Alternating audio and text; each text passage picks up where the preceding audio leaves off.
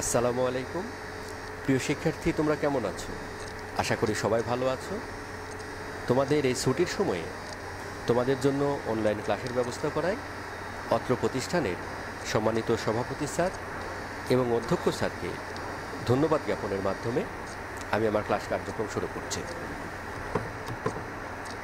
প্রিয় শিক্ষার্থী, আমরা আলোর প্রতিসরণ অধ্যায়ের উপরে কয়েকটি ক্লাস সম্পূর্ণ করেছি। বিগত ক্লাসগুলোতে আমরা আলোর প্রতিসরণ কী, প্রতিসরণের সূত্র, প্রতিসারণাঙ্ক কী, প্রতিসারণাঙ্ক কীভাবে নির্ণয় করতে হয় এই সংক্রান্ত গাণিতিক সমস্যার সমাধান করেছি। প্রতিসারণাঙ্ক দেওয়া থাকলে আমরা কীভাবে বিভিন্ন কোণের মান নির্ণয় করব সেই বিষয়গুলো নিয়ে আলোচনা করেছি। আমি আশা করি তোমরা যথাযথভাবে সুন্দরভাবে তোমাদের অনুশীলন কার্যক্রম চালিয়ে যাচ্ছ এবং এই বিষয়গুলো যথাযথভাবে তোমরা অনুশীলন করছো। প্রিয় শিক্ষার্থী, আজকের ক্লাসে আমরা যে বিষয়টি নিয়ে আলোচনা করব তা হলো সংকট কোণ এবং পূর্ণ অভ্যন্তরীণ প্রতিফলন। প্রিয় শিক্ষার্থী, আমরা প্রথমে দেখে নিই সংকট কোণ কাকে বলে।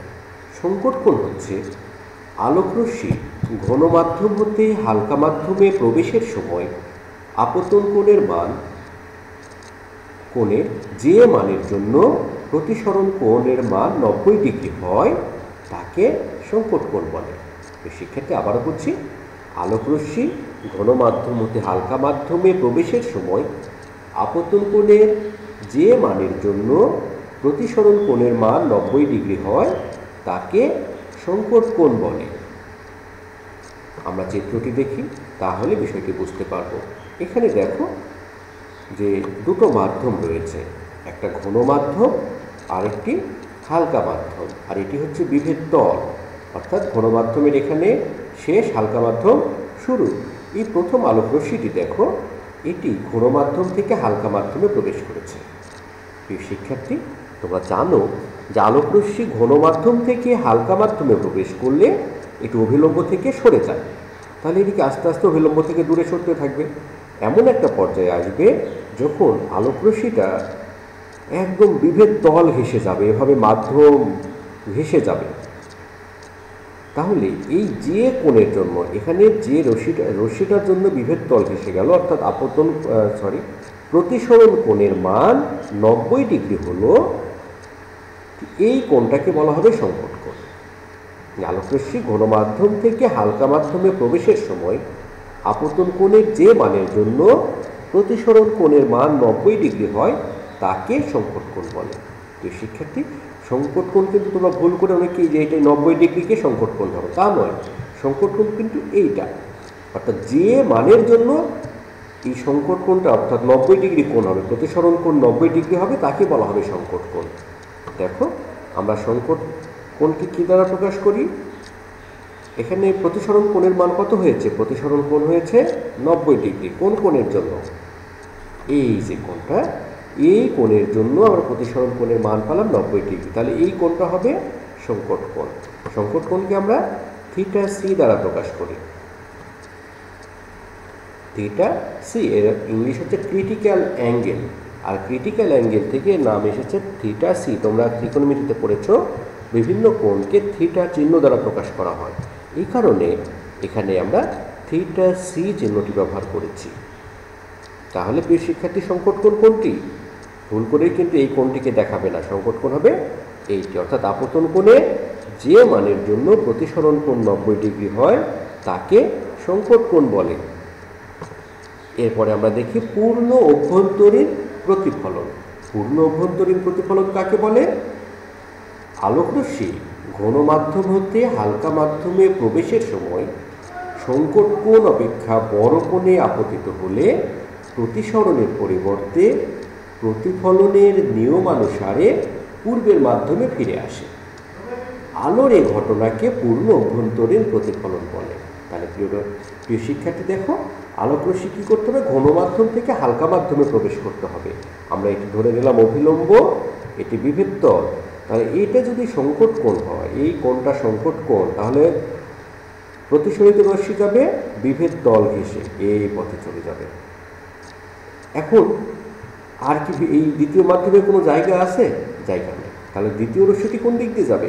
অর্থাৎ এই আপতিত রশ্মিটি প্রতিসরিত আর হতে পারবে না। এটা প্রতিফলনের নিয়ম অনুসারে, অর্থাৎ প্রতিফলনের যে সূত্র শিখেছিলাম সেই নিয়ম অনুসারে এটি দ্বিতীয় মাধ্যমে ফিরে যাবে। আলোকরশ্মি যখন দ্বিতীয় মাধ্যমে ফিরে যায় তাকে আমরা কি বলি? তাকে তো আমরা প্রতিসরণ বলি না, আমরা বলি প্রতিফলন। এই কারণে এটাকে বলা হবে পূর্ণ অভ্যন্তরীণ প্রতিফলন। তো শিক্ষার্থী, তাহলে তোমরা সংজ্ঞাটি সুন্দর করে মুখস্থ করবে এবং পূর্ণ অভ্যন্তরীণ প্রতিফলন এর এই চিত্রটি ভালোভাবে প্র্যাকটিস করবে।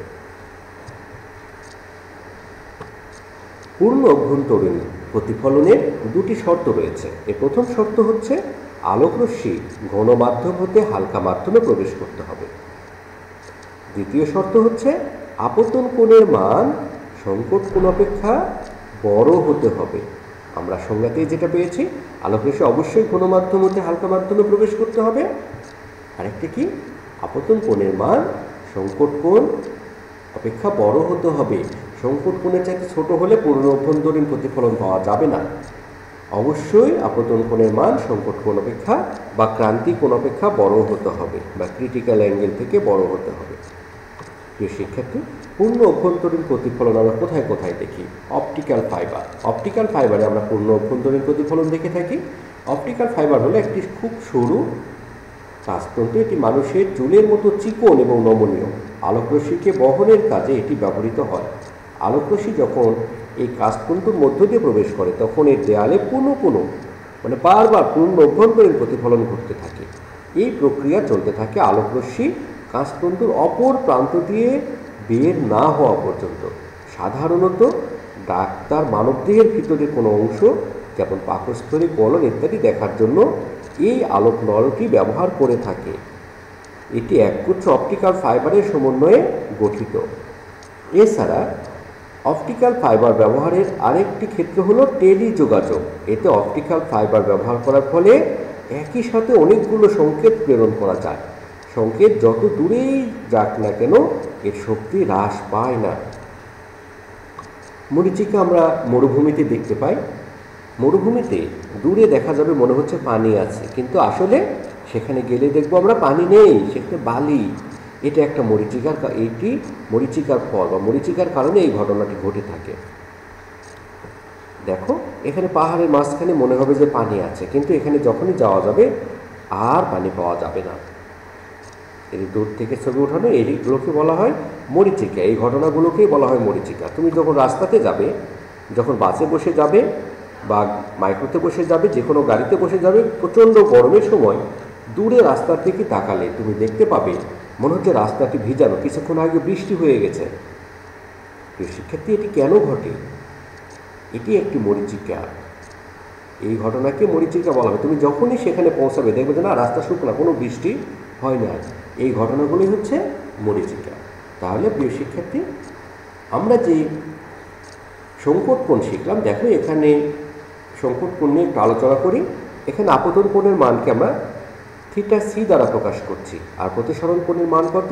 90 ডিগ্রি। তাহলে আমরা কি শিখেছি? প্রতিসরণাঙ্ক a eta b equal to sine i by sine r, বা i এর মান এখানে কত? θc। তাহলে sine θc by sine 90 degree. Sine 90 degree মান কত? সাইন 90 ডিগ্রি মান 1। তাহলে শুরু থাকে সাইন θc। তাহলে এখানে যখন সংকট কোণের ক্ষেত্রে আমরা প্রতিসরণাঙ্ক নির্ণয় করব, তখন a eta b equal to sine θc, এই ফর্মুলা আমরা ব্যবহার করব। প্রিয় শিক্ষার্থী, আশা করি তোমরা বুঝতে পেরেছ। তোমরা বাসাতে আলোর প্রতিসরণ কি, প্রতিসরণের নিয়ম বা প্রতিসরণের সূত্র, সংকট কোণ, পূর্ণ অভ্যন্তরীণ প্রতিফলন, পূর্ণ অভ্যন্তরীণ প্রতিফলনের শর্তগুলো, এই বিষয়গুলো বাসায় সুন্দরভাবে অনুশীলন করবে এবং খাতায় লিখবে। তাহলে প্রিয় শিক্ষার্থী, বর্তমান সময়ে আমরা আতঙ্কিত না হয়ে সচেতন হব, নিয়মিত হাত পরিষ্কার করব এবং সামাজিক দূরত্ব বজায় রেখে চলব। ধন্যবাদ তোমাদের।